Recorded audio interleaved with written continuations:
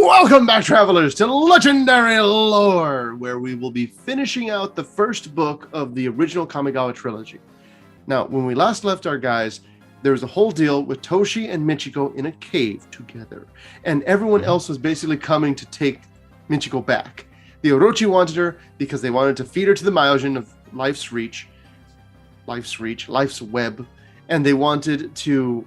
her friends wanted to get her back just so she'd be safe and take her to the academy, while Konda wanted her back because she belonged to him and needed to be in her castle where she'd be safe and untouched by the grimy hands of Toshi. So, while this is all happening, the Kami shows up. Kami of the Crescent Moon. He's just a smiling, blue, fat baby boy. And he basically and that it was him that sent the kanji to Toshi that we heard about before, the word for moon, the cataclysm, all that stuff. That was the Crescent Moon that did that. Mochi did all those things.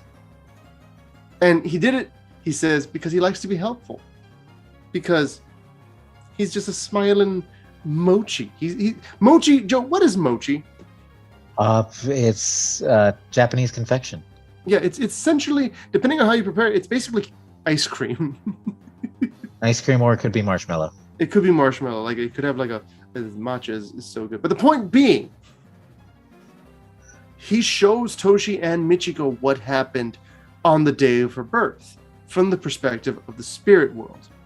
So basically, Konda uses the magic of Michiko's birth, because it's like a magical moment kind of thing, right?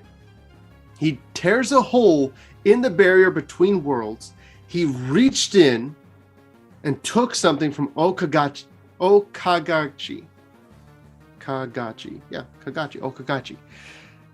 Okagachi is essentially the almighty Kami. He's a million or infinite-headed serpent, essentially, that represents the boundary itself. Personality-wise, isn't he basically Sauron? Yeah, you could say that. Okagachi feels, as far as like the story goes, more like a force of nature than anything else. But yeah, it's a lot like Sauron. And so basically, Toshi hears about all this, and he gets an idea. This is a princess, and I need money. So, hey, princess, I'm not gonna hurt you. I promise. You know how I can promise that? You're gonna give me money. I am not only going to not hurt you, I am going to do everything I can to protect you and help you. Because, and if I'm indebted to you, I could, like, I mean, and Toshi's thinking, I mean, if she's indebted to me in general, that just sounds pretty good. If I get into like a big scrape, accidentally kill a guy or something, she can just give me immunity. She can be like, it was an accident, forget it. Because she's going to be eventually the empress of the whole place. Mm-hmm. And so while this is happening, a piece of Okagachi manifests in the sky, sees Konda's army of those three different divisions, and eats them all. Just obliterates them. And they're like, okay, sure. Oh, Kagachi. So while this is happening, Toshi is given more advice by Mochi. Mochi tells him, look, I can get you a friend, someone who essentially is the source of all your magic, who can give you everything you could ever want. Who do you think he summons, Joe? Is it the Black Myojin? The Myojin of Night's Reach. And so Toshi essentially goes up to the Myojin of Night's Reach. She looks epic. She's described as having like a porcelain mask face that's kind of like no face kind of thing, which is slapped on, right? Yeah. And Toshi says, okay, you know what? The only thing I want is silence. Give me silence. And this is one of the really cool things about this story, is that it takes a piece of magic that we never actually see. Silence. And so what he does is Toshi takes some of Michiko's tears. He makes her cry because she's worried about everything and everything's terrible. And he uses it to power up his kanji because they're princess tears. They're obviously better than normal tears. Of course. He uses that power to basically take out the entire army of Orochi that are coming towards him. And he goes straight to the life's web. And he uses the power of silence to silence all the chanting worshippers. And they're freak out because they're the only reason that Myojin is there. So the Myojin basically just starts to dissipate, and he uses his Myojin powers, his silence powers, to defeat the Myojin Life's Web in that moment. That's really cool. The Orochi run away, and Toshi reveals that he is working for Michiko. And then he slams a kanji on Choryu's forehead. Choryu being, of course, the water mage. Why does he do that? I don't know. Choryu killed Kobo. What? Choryu drowned Kobo while he was bound up. Toshi recognized that... The water magic, his mouth was... Yes. Choryu had forcibly drowned Kobo with the rainwater. Because there was no way that would have been like... it wasn't natural. And so... But why? He slaps that kanji on Choryu's forehead, which teleports him directly to Hijetsugu. Oh no. And then Toshi uses his last ability that he gained from the Myojin. He can turn himself essentially invisible.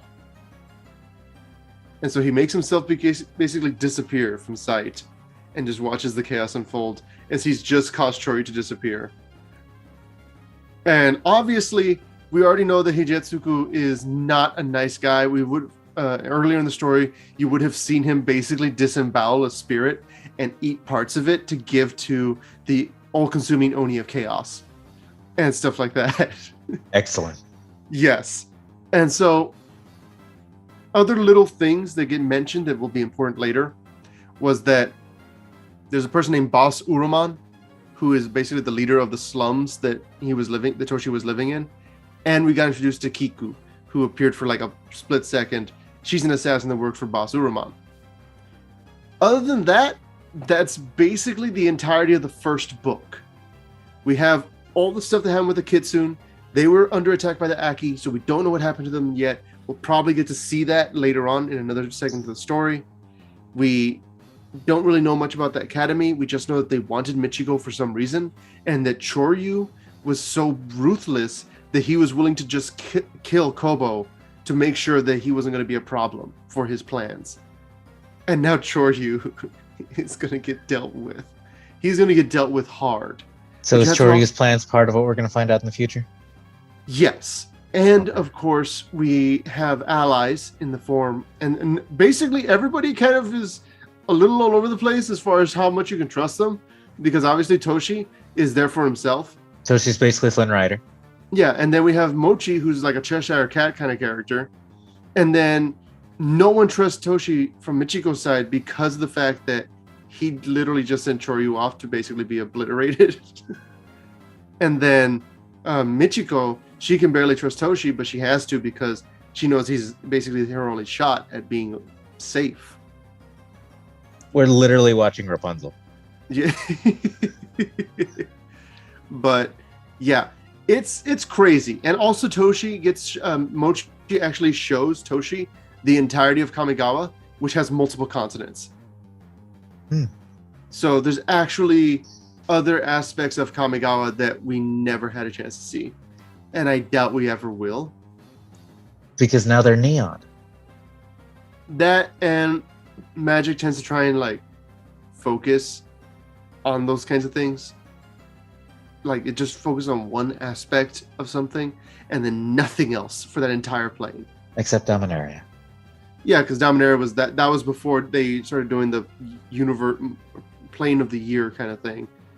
Dominaria was the universe before the multiverse. Yeah, exactly, because Dominaria was everything. And they did have a multiverse at the beginning, but Dominaria was just like the base of operations. Also, I didn't mention it because it wasn't super important, but Konda explains that the war that the spirit world is like going through right now is because of his conquests, and that the Kami of the Sun and the Myojin of Cleansing Fire are on their side. Interesting. So technically the white Myojin is still working with Konda. So that's its whole thing as well. Next episode, we're going to get into the second book, and I mean, it gets crazy. I mean, we already talked about moth riding, so yeah, you know where we're headed. This is a bit of a shorter one, but it was awesome. I'm excited. I hope you guys are too. Leave a like if you like the video and subscribe so you don't miss any of this. Make sure you know what's going on when we get to New Kamigawa.